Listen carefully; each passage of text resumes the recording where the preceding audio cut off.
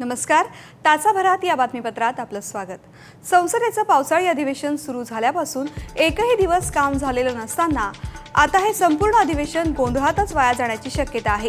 ही कोंडी फोडण्यासाठी आज सरकारनं सर्वपक्षीय बैठक बोलावली आहे.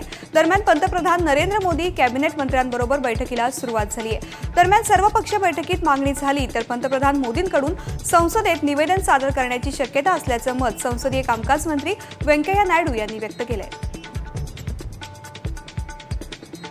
पक्षीय बैठकीआधी थोड्याच वेळापूर्वी दिल्लीत काँग्रेसच्या खासदारांची बैठकही पार पडली. या बैठकीला सोनिया गांधी, राहुल गांधी, मनमोहन सिंग अशा सिनियर काँग्रेस नेत्यांनी उपस्थिती लावली होती. या बैठकीनंतर सोनिया गांधी यांनी मोदींवर जोरदार टीका केली. पंतप्रधानांचं फक्त मार्केटिंगवर लक्ष असतं, कामाकडे नाही, अशा शब्दात सोनिया गांधींनी मोदींवर हल्ला चढवलाय. तसंच संसदेत बहुमत आहे म्हणून भाजप जबाबदारीपासून पळ काढत असल्याचंही त्या म्हणाल्या. दरम्यान सर्वपक्षीय बैठकीला काँग्रेस उपस्थित राहणार असल्याचं समोर आलंय. तरीही राजे, स्वराज आणि चौहान यांच्या राजीनाम्याच्या मागणीवर काँग्रेस ठाम असल्याचंही समोर आलंय.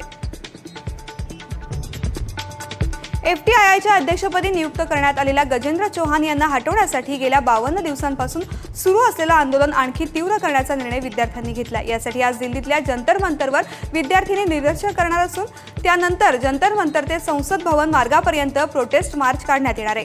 12 जूनला पुण्यातल्या FTIIच्या संस्थेच्या अध्यक्षपदी गजेंद्र चौहान यांची नियुक्ती केल्यापासून संस्थेच्या विद्यार्थ्यांनी या निवडीविरोधात आंदोलन सुरू केले. त्या अंतर्गत आज दिल्लीत करण्यात येणाऱ्या आंदोलनासाठी FTIIचे 80 विद्यार्थी दाखल झालेत. मणिपूरमध्ये म्यानमारच्या सीमेवर असलेल्या चंडेल जिल्ह्यातील जोपी भागात मुसळधार पावसामुळे झालेल्या भूस्खलनात अख्खं गावच काढलं गेलंय. तर या दुर्घटनेमुळे 50हून जास्त जण ठार झाले असून मृतांचा आकडा आणखी वाढण्याची शक्यता आहे.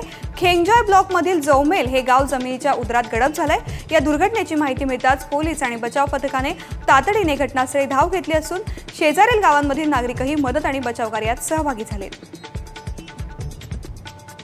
दरम्यान पूरस्थितीचा आढावा घेण्यासाठी पश्चिम बंगालच्या मुख्यमंत्री ममता बॅनर्जी यांनी रात्र ऑफिसमध्येच काढली. तसंच पुराच्या विळख्यात अडकलेल्या पश्चिम बंगालमध्ये लष्करालाही पाचारण करण्यात आलंय.